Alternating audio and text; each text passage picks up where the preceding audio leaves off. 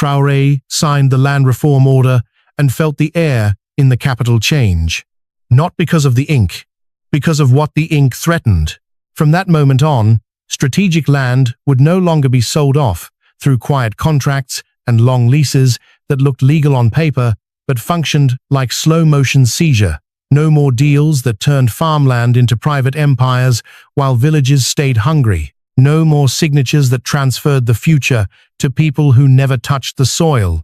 Traore did not frame it as ideology. He framed it as survival. He had studied the country's food dependency, the rising price shocks, the way farmers were being pushed off productive land by contract landlords and intermediaries who promised development and delivered fences. He knew what land really was, not property, power. He also knew what would happen the instant he touched it. The beneficiaries of the old system would not argue policy. They would argue fear. They would call it confiscation. They would warn of chaos. They would fund lawsuits, sponsor protests, and flood the streets with the same poisonous rumor: the government is coming for your land. Traore anticipated that rumor before it was spoken. Because land reform does not threaten only wealth, it threatens control. He looked down at the document, mind cold, and understood the true battle he had just entered. This was not farmers versus landlords. This was life versus disguised ownership. And now the country would have to choose who the soil belongs to. Traore knew land fights are never only about land. They are about identity, memory, and fear.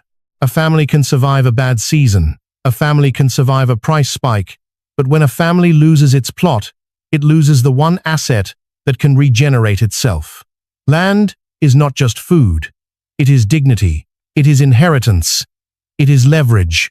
Traore had seen how strategic land was being captured without tanks, without headlines, without elections. It was being captured through paper, long leases that lasted longer than lifetimes, development contracts that paid communities once and then extracted value for decades, transfers pushed through intermediaries who spoke fluent bureaucracy and treated villages like signatures. So the reform order targeted the method, not the myth. It tightened transfer rights for strategic land, especially productive farmland and corridor zones tied to food supply and national security. It placed strict limits on long leases that functioned like ownership. It required new transparency on land deals, including the true beneficiary behind each contract, and it prioritized cultivation and food security over speculative capture. Traore did not say, "We are taking your land." He said, "We are ending disguised seizure." But the beneficiaries heard only one thing: the game is ending. Within hours, the first counterattack arrived in legal language. A coalition of contract landlords and intermediaries filed challenges claiming the reform violated property rights and investor protections. They framed themselves as victims of arbitrary policy. They used the word certainty over and over, as if certainty was a moral value. Traore understood the trick. They wanted the public to confuse certainty for investors with certainty for farmers. In reality, farmers had been living with uncertainty for years. A signature in a distant office could change their future. A lease agreement could fence off grazing routes. A project could erase access to water. Traore was trying to give farmers certainty. The lawsuits were trying to keep certainty for contracts that treated villages as obstacles. Then the second counterattack arrived even faster because it did not require judges. Rumors. Stories spread through markets and messaging channels that Traore was confiscating land, that the state would seize family plots, that people would be forced off their farms. Traore felt the danger immediately. A land panic spreads like fire because it touches survival. If enough people believed the rumor, protests could explode. And protests, once burning, can be hijacked by those who funded the panic in the first place. He moved to contain the fear, not by scolding the public, but by clarifying the target. He instructed local administrators to deliver one consistent message: family farmland is protected. Cultivation rights are strengthened. The reform is aimed at strategic capture through long leases and shell deals. He knew the words would not be enough, so he created a visible mechanism. He ordered a National Land Review Commission to begin verifying contested strategic contracts, not in secret, in a structured way that communities could witness. Public hearings, document disclosure, beneficiary identification, and appeal procedures that did not require expensive lawyers to access. Because Traore understood why the contract landlords were confident. They relied on a system where ordinary farmers could not fight paper. He was building a system where farmers could. That is when the third counterattack arrived. Provocation. Organizers began scheduling demonstrations with suspicious timing and identical messaging.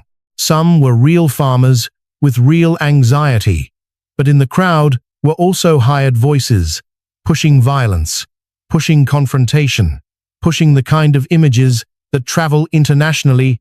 Traore recognized the tactic. Turn a reform into a crackdown by forcing security forces into a bad moment. Capture one violent clip, export it, and the reform becomes a story of repression instead of food security. He refused the trap. He ordered restraint protocols for security, strict engagement rules, and rapid de-escalation teams to separate genuine community concerns from paid agitation. He wanted the public to see that the state was not fighting farmers, it was defending them. Meanwhile, the contract landlords escalated the narrative internationally. They warned that Burkina Faso was becoming hostile to business.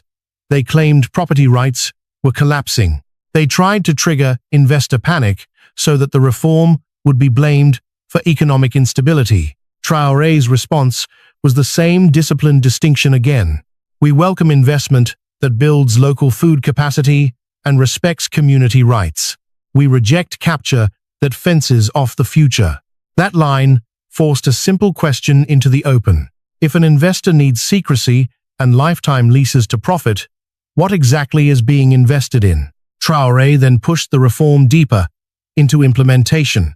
He prioritized mapping and registering community land use rights so villages could prove their claims when challenged. He expanded support for cultivation and local food supply chains because land reform without food outcomes becomes fragile. He demanded audits of strategic land deals that had been signed in rushed windows, often right before political transitions, often with the same intermediaries. And as those audits began, something changed in the capital. The panic shifted, because the beneficiaries began to realize Traore was not just making announcements, he was building enforcement. They could fight in court, they could fund rumors, they could stage protests, but they could not easily hide the paper anymore. And in a land war, hiding the paper is everything. Traore looked at the early findings and felt the scale of what he was up against. This was not a few bad deals. This was a model that treated soil as a commodity and farmers as removable. He was dismantling that model, and he knew the next phase would be harsher, because once capture is threatened, it does not retreat politely. It fights.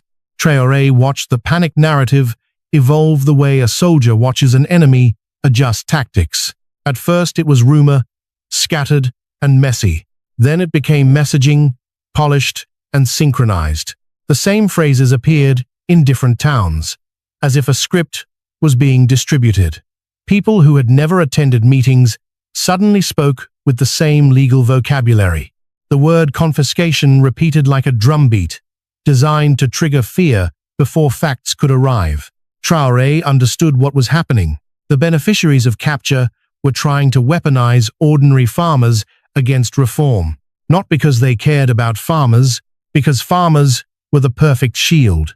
If enough farmers believed the state was taking land, then the contract landlords could stand behind that outrage and call themselves defenders of freedom. Traore refused to let that inversion stand. He ordered his teams to identify the difference between genuine fear and manufactured agitation. He instructed local authorities to hold open community sessions, not for propaganda, but for verification. Bring your contract. Bring your land use history. Bring your dispute. Let it be seen. But he also knew public sessions alone would not stop a coordinated disinformation machine. The machine thrives on speed. It spreads fear faster than truth can travel, so Traore changed the tempo. He created immediate protective guarantees, a clear public commitment that family farmland under cultivation would not be seized, paired with a rapid complaint channel for any abuse. He understood the only way to break panic is to make safety feel real, not theoretical. Then he struck at the engine behind the panic, the contract landlords and intermediaries. He ordered investigators to map who was funding the agitation, not by guessing motives, but by tracing logistics. Who paid for buses? Who printed signs? Who arranged loudspeakers? Who was providing food and stipends to demonstrators? Protests do not organize themselves at scale without resources, and resources leave trails. His team began uncovering the pattern quickly. Certain transporters appeared repeatedly. Certain organizers were always present, even in towns they did not belong to. Certain community leaders had recently received payments from entities connected to long lease beneficiaries. Traore felt his suspicion harden into certainty. This was not organic resistance to reform. This was a counteroffensive funded by the capture class. At the same time, lawsuits multiplied, not because they expected to win quickly, but because they wanted to slow the reform and create administrative fatigue. Every injunction request was designed to stall audits, freeze reviews, and exhaust local administrators until enforcement weakened and the old model quietly returned. Traore countered with structure. He ordered a dedicated legal unit to consolidate the cases, standardize defenses, and prevent the courts from becoming a maze. He also pushed legislative reinforcement so that the reform could not be killed by procedural games. He knew delay was the favorite weapon of contract empires. If they cannot win the argument, they try to win the calendar. Then the most dangerous phase arrived. A protest in a strategic zone turned violent, not spontaneously, but through a provocation pattern Traore recognized. A small group pushed toward confrontation, baiting security forces into reacting. Phones were raised. Cameras hunted for one image that could travel globally. Traore's orders had anticipated this exact moment. Restraint first. Separation, not suppression. He deployed de-escalation teams trained to isolate agitators from genuine farmers. He instructed commanders to avoid the kind of response that creates martyrs and international headlines. But he also ordered something else, something the agitators did not expect: rapid arrests of non-local instigators based on documented coordination. Not mass arrests of farmers. That choice mattered. It removed the professional provocateurs without turning the reform into a war on the public. And as those instigators were processed, financial links began to surface. Phone contacts, payment records, connections to intermediaries tied to disputed land deals. Traore saw the web tightening. He then made a decisive implementation move that forced the capture class into a corner. He announced that strategic land contracts under review would be suspended from expansion until beneficiary identification and community impact verification were complete. The contracts would not be allowed to grow while being investigated.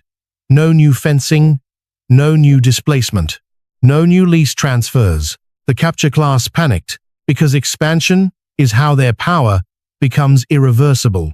If you fence and build, you create facts on the ground. Facts become bargaining chips. Bargaining chips become permanent. Traore had frozen the ability to manufacture permanence. In response, the contract landlords tried a new moral shield.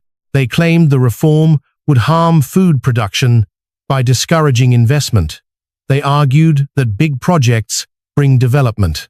They suggested that local farming is inefficient, that modern agriculture requires large-scale control. Traore listened and felt the insult under the argument. They were calling farmers inefficient in the same breath they were taking farmers' land. He responded by shifting the debate to outcomes again. If you claim you bring development, show the harvest, show the jobs, show the local supply, show the community benefit. If all you bring is fences and paperwork, you are not developing. You are capturing. By now, the country's attention was fully engaged.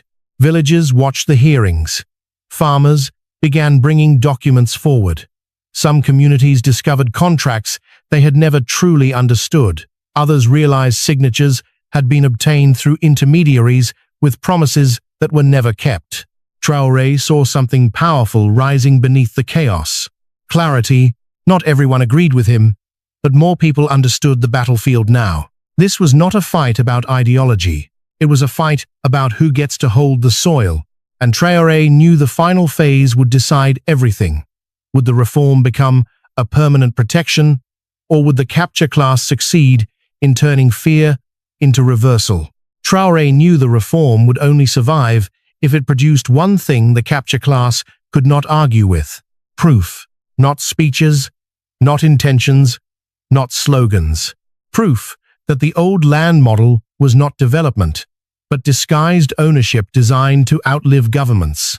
So he authorized the first high-profile strategic land hearing in Ouagadougou, but he treated it like a controlled exposure, not a media circus. The objective was to reveal the structure of capture, not to create a spectacle of blame. The case chosen was deliberate: a strategic agricultural corridor where farmers had reported restricted access to water routes, sudden fencing, and lease expansions that appeared without community consent. On paper, the contracts looked clean: long-term leases, subcontracting, investment commitments. But Traore understood that capture lives in fine print. During the hearing, the commission demanded a full disclosure of beneficial ownership. Not the local signatory, not the intermediary, the actual beneficiary, the one who profits at the end of the chain. The representative tried to resist. Citing confidentiality, Traore's team denied the maneuver. Confidentiality might protect a commercial recipe. It does not protect the identity of who is acquiring a nation's strategic land. The representative then shifted to emotion, claiming the reform threatened investment and jobs. Traore watched and felt the old trick repeating itself. When the paper is questioned, they point to promises. They talk about future jobs, future infrastructure, future development. Traore ordered the commission to ask only one question: what has been delivered already? When the documents were produced, the gap was obvious. The lease had existed long enough to show results, but the promised projects were mostly plans. The community benefits were vague. The job numbers were minimal. The training programs were paperwork. The local procurement commitments were thin. But the fencing was real. The restricted access was real. The displacement pressure was real. Traore felt the room shift, not into celebration, but into recognition. People could see what the model did. It created a legal right to control land while delaying the obligations that would justify that control. Then the commission revealed the intermediary chain. The lease had been signed through a local entity that looked independent. That entity was tied to a second entity registered elsewhere. That second entity was tied to a consultancy that had no obvious agricultural function. And behind the consultancy sat a beneficiary structure connected to the same small circle that kept appearing across multiple strategic leases. It was not a one-off deal. It was a network. Traore's jaw tightened, not because he enjoyed this, but because he could see the moral crime clearly now. People had been told these leases were modernization. In reality, they were mechanisms for long-term control, disguised as partnership. The opposing lawyers tried to fight back, claiming this was normal corporate structure. Traore's team answered with the only response that mattered. Normal for corporations is not automatically acceptable for a sovereign nation's strategic soil. If the structure is designed to hide the beneficiary, it is designed to hide accountability. That is the point. The hearing then moved to the community testimony. Farmers spoke without theatrical anger. They spoke with practical pain.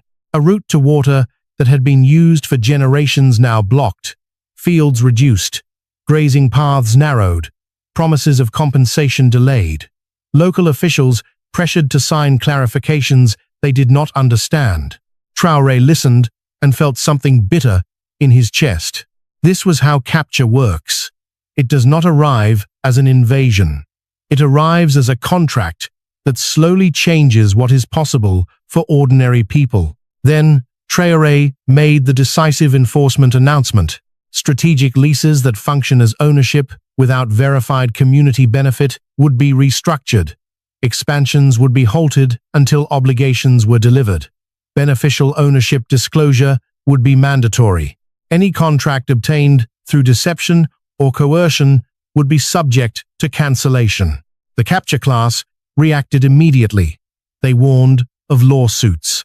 They threatened international arbitration. They accused Traore of undermining the rule of law. Traore refused the framing. Rule of law is not rule of paper. Rule of law is rule of legitimacy, and legitimacy requires that strategic land serve the people who live on it, not only the people who can afford lawyers. The announcement changed the balance of the fight. Because the capture class could handle debate, it could handle rumors, it could handle media narratives. What it could not handle was a state that was willing to enforce disclosure and restructure contracts. That is where their profits lived, in secrecy and permanence. Traore had threatened both. And once secrecy is threatened, the model begins to collapse, because it can no longer hide behind complexity. It must defend itself openly, and open defense is where moral cover dies. By the end of the day, Ouagadougou felt different. The city had not erupted, but it had quieted in a new way. People were processing what they had seen, not a leader shouting, a system exposed. Traore understood the final phase now. It would not be about one case. It would be about whether the country accepted a new principle. Land is not merely property. Land is national life, and national life cannot be rented in darkness. Traore knew land reform is one of the most dangerous decisions a leader can make. Not because land is emotional, although it is, but because land is the quiet foundation of everything else. Food, work, migration, security, identity, peace. When land is captured, everything downstream becomes fragile. Villages empty, prices rise, young people leave, conflicts ignite, and the state spends its energy managing symptoms while the cause grows stronger behind fences and contracts. Traore refused to manage symptoms. He chose to confront the cause. He understood that strategic land cannot be treated like a casual commodity. A nation that sells its soil without safeguards sells its future in installments. The payment feels small today, but the cost becomes permanent tomorrow. That is why he targeted disguised ownership. He did not declare war on property. He declared war on capture. He did not attack farmers. He defended farmers from a paper empire that could expand quietly until families had nowhere left to stand. The capture class tried to turn the reform into panic. They spread the confiscation lie because fear is faster than truth. They funded lawsuits because delay kills enforcement. They staged provocation because one violent image can travel farther than 100 quiet hearings. Traore refused the traps. He chose clarity. He protected cultivation rights. He opened hearings. He demanded beneficial ownership disclosure. He forced the public to see what had been hidden. Contracts that promised development while delivering fences. Leases that behaved like ownership while postponing obligations. Intermediaries that looked local while serving distant beneficiaries. He made the debate honest again. Not rights versus tyranny, but life versus disguised power.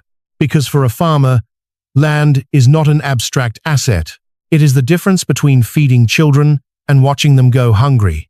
It is the difference between staying rooted and being forced onto the road. It is the difference between dignity and dependency. Traore understood that food security is not achieved through speeches. It is achieved by protecting the soil and the people who cultivate it. A country that cannot secure its farmland, cannot secure its stability. Hunger is a weapon, and land capture is how that weapon is built. He also understood something many leaders avoid admitting. Some forms of ownership are not meant to serve the nation. They are meant to control it. When a few contract landlords can fence strategic land, they do not only control crops, they control politics, they control prices, they control movement, they control the pressure points that can break a government when the time is right. Traore refused to let Burkina Faso be governed by fences. He chose a different principle. Strategic land exists to sustain the people first. Investment is welcome when it produces real, local outcomes, real food, real jobs, real water access, real accountability. But capture is not investment. Capture is a disguised takeover. And takeovers, even when written in perfect legal language, remain what they are. Traore knew the reform would continue to be contested. The old model would not surrender politely.